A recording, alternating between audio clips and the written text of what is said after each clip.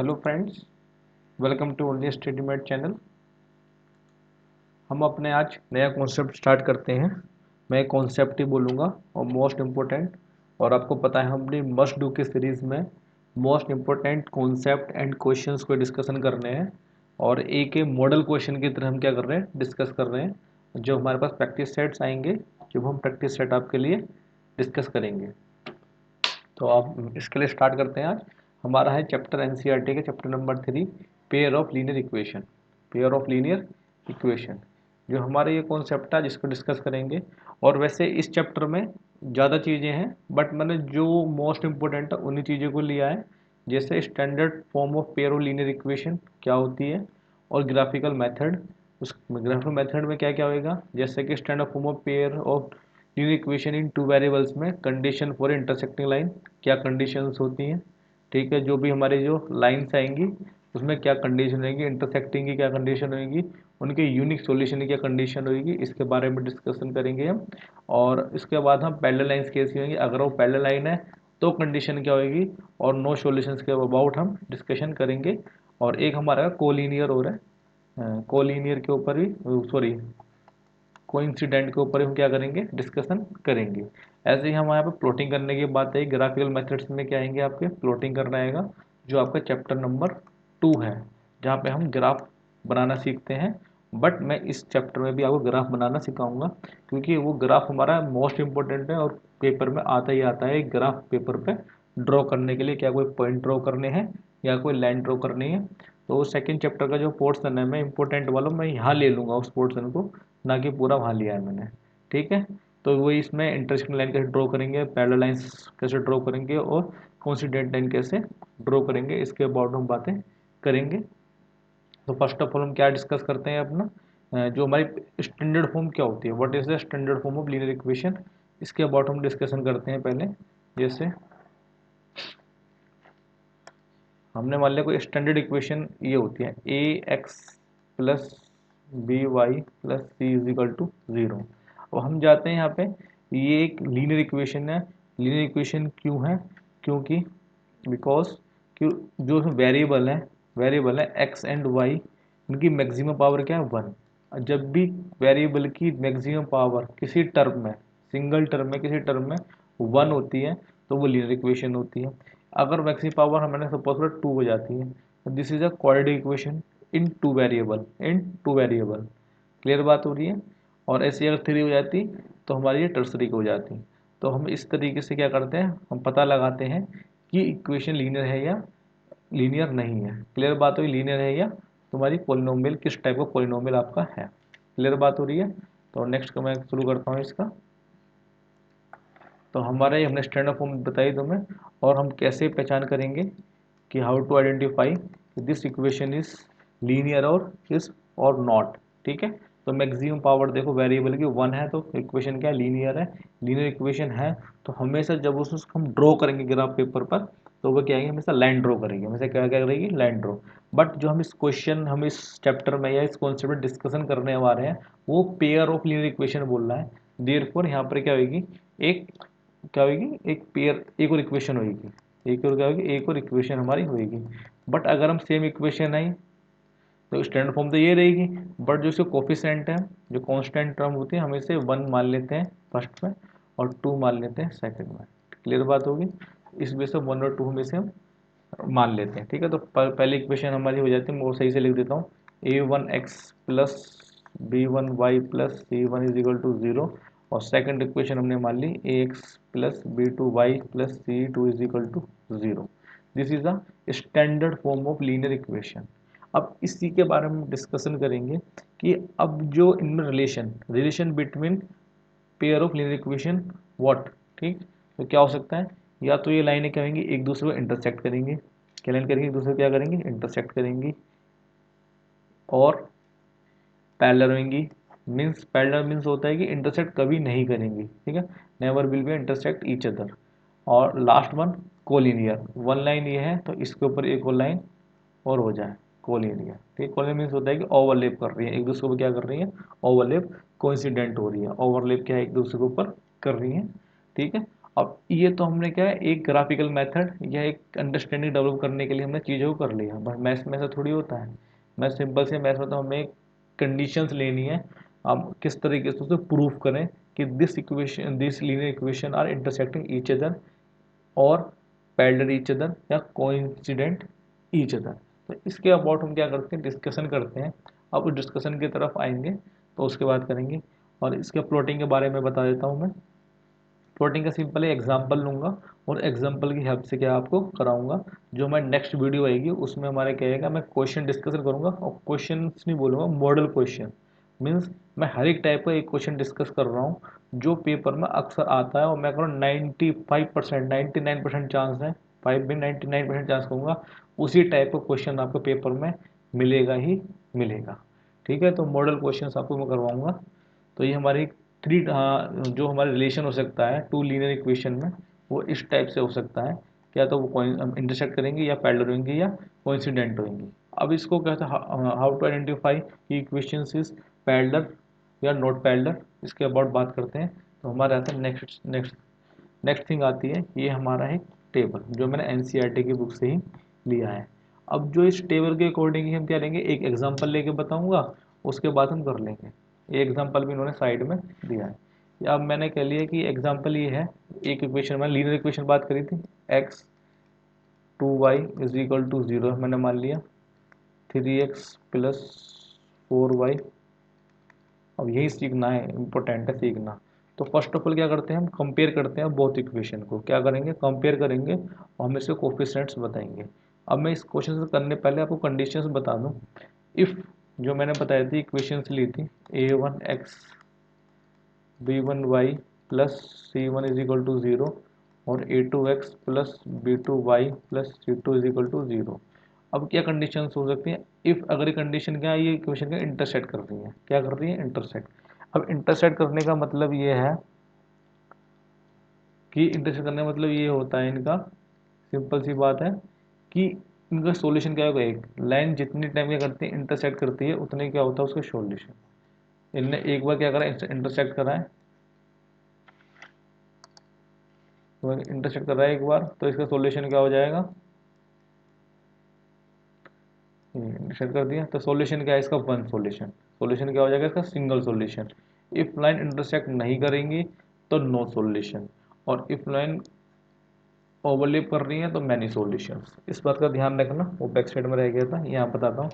अगर line intersect कर रही है और हमें मैथमेटिकल वे में पता करना है कि लाइन क्या है इंटरसेक्ट करती है, तो इसके लिए कंडीशन होती है a1 अपॉन a2। a1 मतलब कि फर्स्ट इक्वेशन एक्स का कोफिशिएंट और सेकंड इक्वेशन एक्स का कोफिशिएंट, और b1 अपॉन b2 मतलब कि फर्स्ट वाली इक्वेशन का y का कोफिशिएंट और सेकंड वाली इक्वेशन का y का coefficient is not is equal to each other. ठीक है, ये का नोट इज, अगर ये कंडीशन सेटिस्फाई हो रही है तो हम इस इक्वेशन को विदाउट ड्रॉ करें, विदाउट ग्राफ पेपर ड्रॉ करें, हम ये बता सकते हैं कि ये दोनों इक्वेशन क्या करेंगी, लाइन की इक्वेशन है इंटरसेक्ट करेंगी, जो भी इससे लाइन ड्रॉ होगी वो क्या करेंगी, इंटरसेक्ट करेंगी ईच अदर। क्लियर बात हो रही है। सेकंड कंडीशन ऐसी आएगी कि कोइंसिडेंट कब होगी, जब उनके तीनों कोफिशिएंट, मतलब कि जो हमारी इक्वेशन आ रही है इसके तीनों कोफिशिएंट क्या कर रहे होंगे, उनके जो रेशियो होंगे वो इक्वल होंगे। रेशियो क्या होंगे, तीनों इक्वल। तो आपको जो ये चीज़ है ना, ये चीज़ आपको याद रखनी है, जब इसकी बात करेगा तो ये होगी। अगर इंटरसेक्ट करे तो exactly one solution means unique solution. Coincident की बात करेगा तो ये तीनों चीज़ बराबर होंगी। क्लियर बात है कि infinitely many solutions, why therefore line ये होगी, और कोइंसिडेंट कर रही है तो इसके ऊपर दूसरी लाइन होगी, तो ओवरलैप करेंगे ना, तो मैनी टाइम्स क्या कर रहे हैं, ये पॉइंट्स दोनों लाइन के ईच अदर पॉइंट का मैच कर रहे हैं, तो सेटिस्फाई कर रहे हैं एक दूसरे को, तो उतने सॉल्यूशंस हो जाएंगे। इफ लाइन पैरेलल है तो कंडीशन ये होगी, मीन्स आपके a1 अपॉन a2 और इज इक्वल टू b1 और b2 तो इक्वल होंगे, but not is equal to c1 upon c2। तो लोग क्या करें, अब जब कभी पैरेलल होंगी तो मतलब एक दूसरे को कभी इंटरसेक्ट नहीं करेंगी, कोई भी ऐसा पॉइंट नहीं मिलेगा जो बोथ इक्वेशन को सेटिस्फाई नहीं करता है। ठीक है, तो नो सॉल्यूशन। क्लियर बात हो रही है। तो ये जो लैंग्वेज यूज़ कर रहा हूँ इसको ध्यान रखना है। आपके पेपर में बोलेगा ऐसा पॉइंट फाइंड आउट, ऐसा पॉइंट फाइंड आउट करो जो बोथ इक्वेशन में क्या करता है, इंटरसेक्ट करता है, बोथ क्या करता है, इंटरसेक्ट। दैट मीन्स ये कंडीशन है। क्लियर बात होगी, फर्स्ट कंडीशन होगी इंटरसेक्टिंग लाइन, कि यहाँ पे क्या एग्जैक्टली वन सॉल्यूशन है। क्लियर बात हो रही है। अब कहते हैं कि कोई 2 लाइन इक्वेशन दे दी है और कह देगा है कि इसमें मैनी पॉइंट्स ऐसे हैं जो बोथ इक्वेशन को क्या करते हैं, सेटिस्फाई करते हैं। वो डायरेक्ट नहीं बोलेगा कि लाइन कोइंसिडेंट है, वो बोलेगा कि मैनी पॉइंट्स ऐसे हैं जो इन दोनों इक्वेशंस को क्या कर सकते हैं, सेटिस्फाई करते हैं। दैट मीन्स वो इस कंडीशन के बारे में क्या कर रहा है, बात कर रहा है। तो जो इसी जो क्वेश्चंस आएंगे, जो इस तरह की टैक्टिक्स होंगी एग्जामिनर की, आपको उसी से ही बचना है। और वही मेरे साथ पढ़ने का वही फ़ायदा है कि मैं इस पेपर सेटिंग में रहता हूँ और मोस्टली मैंने बॉडी वो भी चेक करी है, तो मेरा एक्सपीरियंस है इस चीज़ का, तो वो आपको बेनिफिट मिलेगा। तो आगे चलते हैं। ऐसे पैरेलल्स के लिए वो नहीं डायरेक्ट, कभी क्या करें हम पेपर टफ करते हैं तो कभी क्या डायरेक्ट नहीं बताएंगे पैरेलल, हम क्या करेंगे डायरेक्ट इनडायरेक्टली बोलेंगे there is no solution, there is no solution. तो फाइंड ए क्या क्वेश्चन बताऊंगा किस तरह क्वेश्चन आता है। तो ध्यान रखना है कि जो लैंग्वेज आएगी क्वेश्चन की उसको किस तरीके से ग्रिप रखना, किस तरह से ग्रैप करना है। Is it clear? तो हम आगे चलते हैं। जैसे मैंने फर्स्ट इक्वेशन एग्जांपल है इसका, इक्वेशन का ले लिया।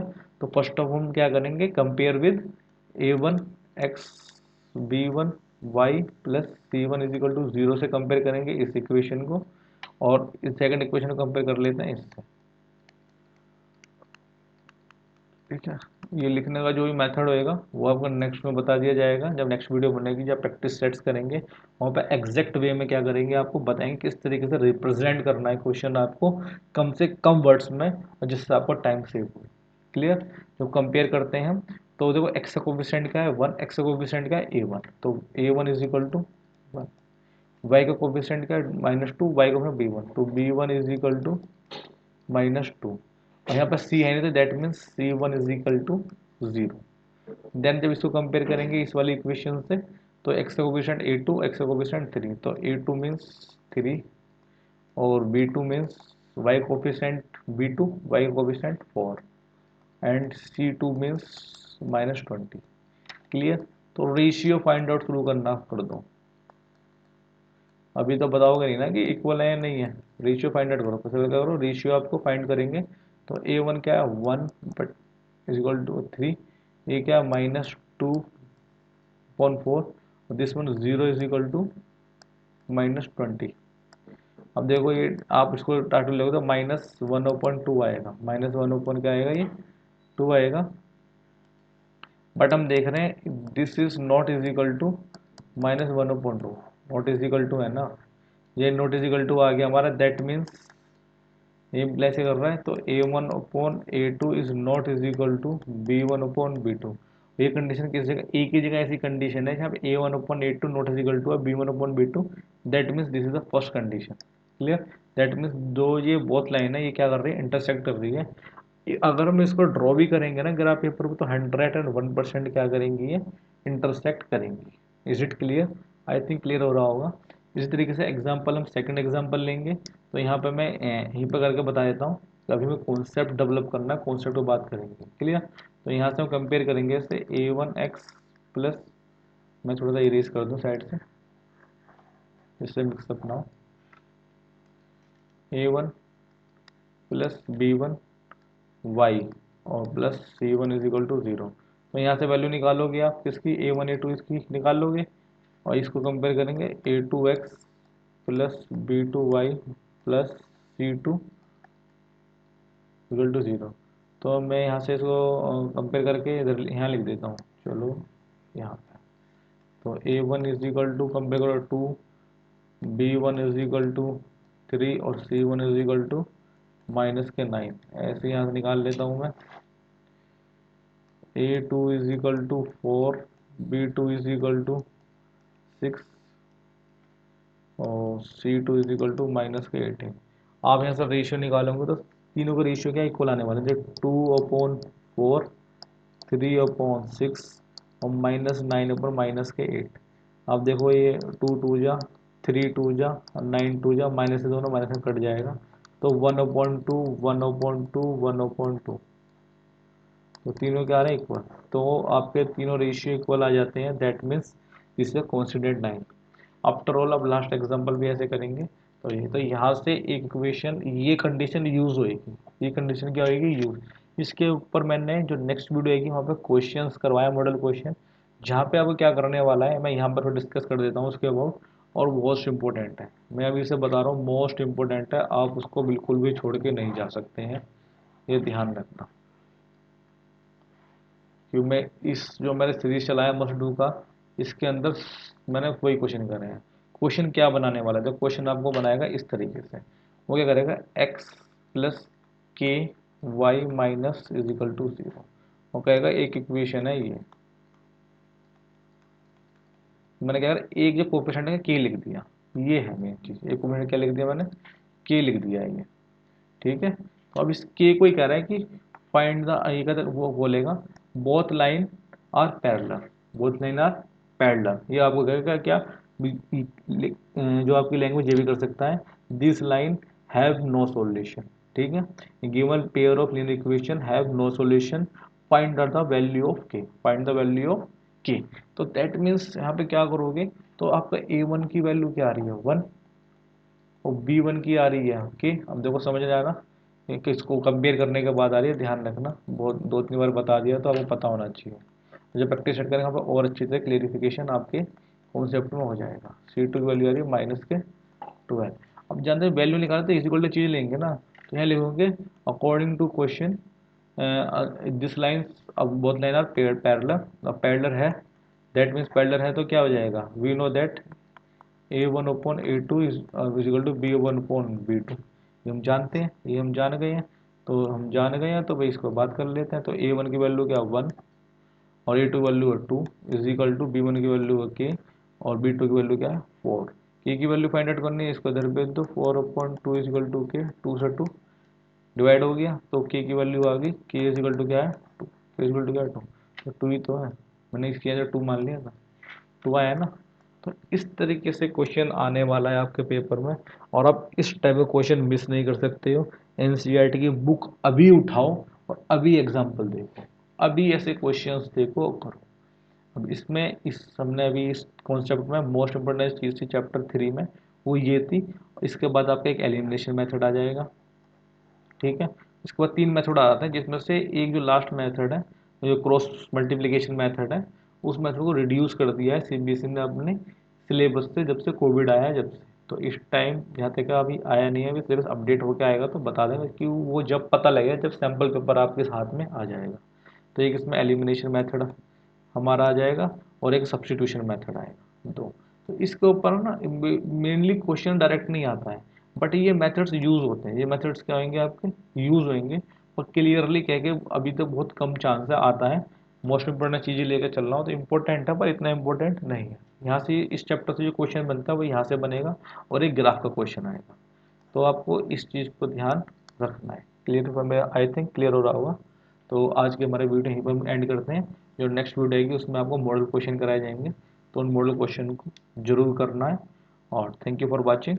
और इसी तरीके से पढ़ते रहो, स्वस्थ रहो, और डेली पढ़ो, कंटिन्यूसली पढ़ो। पर डे मैथ्स के लिए 2 to 3 आवर आप दो, भले ही आप एग्जाम्पल करो, मॉडल क्वेश्चन करो, कुछ भी करो, पर करो। तो thank you for watching again, thank you, good bye.